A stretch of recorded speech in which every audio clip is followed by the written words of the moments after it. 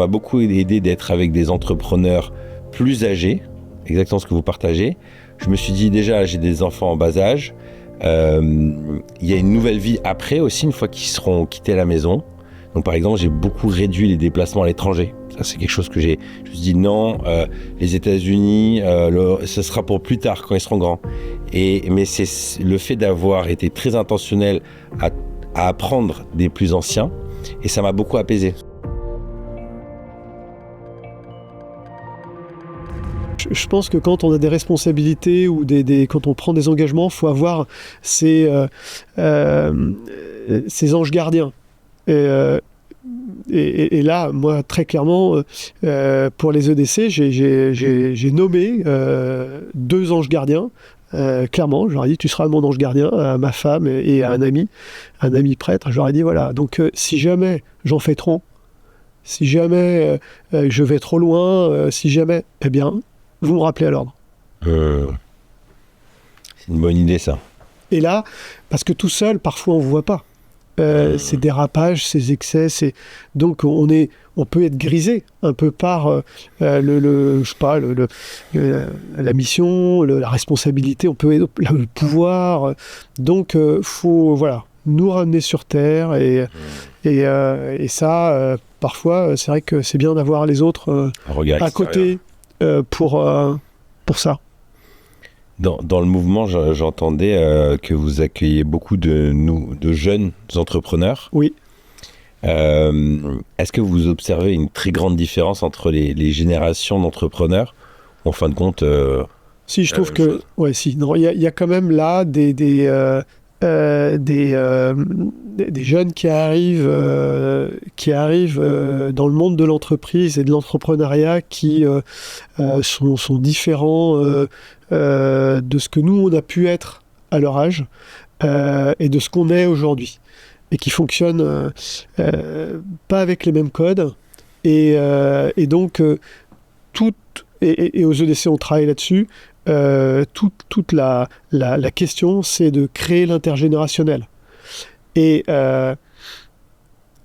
ils ont ces différences qu'on pourrait caractériser, mais après, on se rend compte, et moi je me rends compte dans mon équipe EDC, je suis dans une équipe que je viens de rejoindre, parce que c'est une nouvelle équipe qui vient de se créer par SMH, et je me rends compte que les jeunes qui sont entrepreneurs, souvent jeunes parents, donc dans un business qui démarre, ils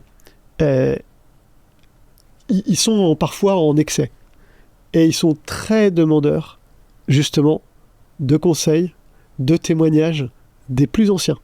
Et comment toi t'as fait dans ton entreprise au même moment, ou comment tu fais toi aujourd'hui, et ça, on arrive à créer ça, ces ponts là aux EDC, et ces moments de fraternité qui nous rejoignent, qui nous rassemblent. Mais clairement, oui, les jeunes aujourd'hui, je pense, sont déjà... Il y a un esprit entrepreneurial qui est beaucoup plus fort qu'à mon époque, par exemple. Ça, c'est sûr. Ils ont une facilité à être unifiés, c'est-à-dire à parler de leur foi. Ça, que moi, je n'avais pas à leur âge. Ça, c'est plutôt des points positifs, hein, c'est des qualités. Par contre, je pense qu'ils sont parfois, à mon avis, dans le surengagement, tant dans leur entreprise que dans les divers engagements qu'ils peuvent avoir à côté. Ils sont dans le surengagement, et parfois ils sont en déséquilibre, parce qu'ils vont trop vite, trop fort. Et donc je pense qu'il y a des temps pour tout, et vouloir tout faire tout de suite en même temps, ça marche pas. Je ne suis pas un exemple, hein, et beaucoup d'autres, mais je me rends compte rétrospectivement que j'ai eu un temps d'études, après j'ai eu un temps de mariage avec les enfants petits, j'ai eu un temps d'engagement dans le scoutisme, après j'ai eu un temps de changement de vie professionnelle, donc de reprise d'entreprise. là, j'ai un temps où j'ai rejoint les EDC et où j'ai décidé de m'engager dans un mouvement où je peux me mettre au service du Christ, au service de ma foi. Mais c'est pas des temps qui sont en même temps. C'est des temps qui se succèdent les uns aux autres. Pour bien les vivre sereinement et pour pas vouloir trop en faire, moi je fais pas de course à quoi que ce soit. Peut-être que aussi il y a peut-être un petit peu de boulimie, de projet, Après, là où il y a une énorme différence, c'est que moi je le vois, j'ai 36 ans, donc j'ai commencé l'entrepreneuriat à 20 ans. Quand j'ai commencé, il n'y avait pas encore YouTube, ou en tout cas pas en France. Moi, l'entrepreneuriat, j'avais aucun entrepreneur autour de moi, j'ai commencé comme ça. J'ai pas fait d'école de commerce. Et puis au fil des années, 6-7 dernières années, on a commencé à avoir plein de contenus sur les réseaux sociaux d'entrepreneurs américains. Tu peux gagner des millions sur Amazon, tu peux gagner en faisant le tour du monde, faisant de la crypto. Maintenant, là, il y a l'IA.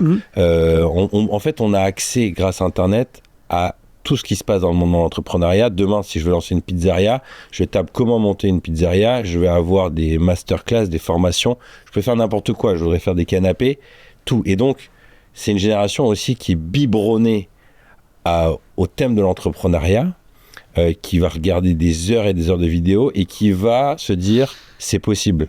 Parce que les histoires sont souvent les mêmes. Voilà, moi j'ai été pompier, puis j'ai commencé sur le côté, j'ai fait un premier achat immobilier, puis un deuxième, et puis là j'ai quitté mon truc de pompier, mais maintenant j'en suis à mon 50e achat d'immobilier, je pèse 20 millions. Donc tout le monde se dit tout est possible, si lui y arrive, pourquoi pas moi. Et donc il y a cette tension de dire il faut aller vite, je peux aller vite, et en même temps je réussis pas si l'entreprise elle tourne sans moi et que je suis pas aux Bahamas et à mettre des millions aussi dans les ONG. Il y a des telles histoires de success story qui sont très intenses à absorber. Moi je le vois à mon échelle, j'ai 36 ans, je pense que je connais très peu de personnes de mon âge qui a accompli ce que j'ai accompli, en tout cas dans mon entourage. Mais intérieurement, moi, j'ai l'impression que je suis à la ramasse. Je me dis, mais je pourrais encore faire ça. Et ça demande un gros effort intérieurement de ralentir. Et moi, ça m'a beaucoup aidé d'être avec des entrepreneurs plus âgés, exactement ce que vous partagez. Je me suis dit, déjà, j'ai des enfants en bas âge. Il y a une nouvelle vie après aussi, une fois qu'ils seront quittés la maison. Donc par exemple, j'ai beaucoup réduit les déplacements à l'étranger. Ça, c'est quelque chose que je me suis dit non, les États-Unis, ce sera pour plus tard quand ils seront grands. Mais c'est le fait d'avoir été très intentionnel à apprendre des plus anciens, et ça m'a beaucoup apaisé parce que j'ai vu des gens faire les plus beaux projets à 50 ans, 60 ans. J'ai un mentor, il a je crois 62, et là il vient de lever 4 millions et il va faire le projet de sa vie. Il a 60, donc je me dis, j'ai le temps, tranquille. Mais ça m'a pris du temps, ça a l'intérêt, parce que on est bombardé d'infos. Et ça, je pense que déjà moi, je suis un peu entre deux générations, mais ceux là qui se lancent, qui ont moins de 30 ans, ils sont encore dans un autre état d'esprit. Et c'est un peu l'idée de ce podcast-là, c'est de pouvoir aussi transmettre de la sagesse et apaiser.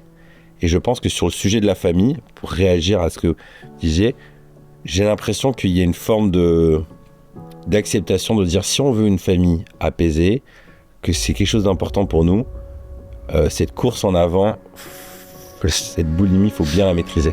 Comment faire quand on a des enfants et une famille pour passer de salarié à entrepreneur ? Je crois que la première étape, c'est l'étape de l'alignement. Parce qu'ils sont bien beaux, tous les formateurs et gourous de l'entrepreneuriat sur les réseaux sociaux, c'est que pour la plupart, ils sont soit sans enfants, soit divorcés. Donc l'aspect famille et unité n'est pas très présent. Moi, je crois que c'est génial de se lancer dans l'entrepreneuriat. Ça a plein de vertus, il y a une liberté, il y a de l'ambition. Mais si c'est pour flinguer sa famille, je ne vois pas du tout l'intérêt. Alors moi, je crois que la première étape, c'est l'alignement. Je crois beaucoup à cette phrase, l'union fait la force. Quand le couple et par extension la famille est unie, il y a énormément de force. Et pour monter une entreprise, il faut être uni et il faut beaucoup de force. Alors ce que je te propose, c'est dans ce document gratuit, c'est un PDF très simple, je te propose 50 questions. Tu vas organiser une soirée en amoureux, faire garder tes enfants et passer du temps à deux. Alors ça peut être un week-end si vous voulez plus de temps.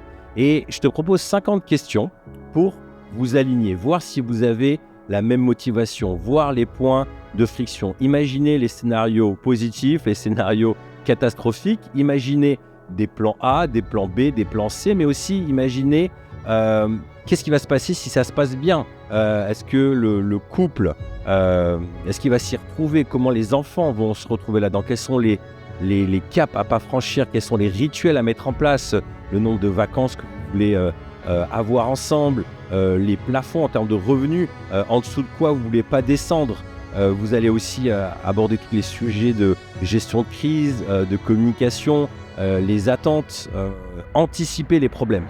L'idée, c'est de pouvoir savoir si vous êtes prêt à vous lancer, si le couple et la famille est prête à passer à l'étape d'après. Et vous posez aussi un certain nombre de questions qui vont énormément influencer le reste de l'aventure. Souvent, au début, il faut énormément de force. Alors, je te propose de télécharger gratuitement ce document, 50 questions. Il est tout simple, c'est un PDF. Tu le gardes sur le téléphone ou tu l'imprimes. Tu passes ces soirées en amoureux. Je te guide question par question pour pouvoir avancer.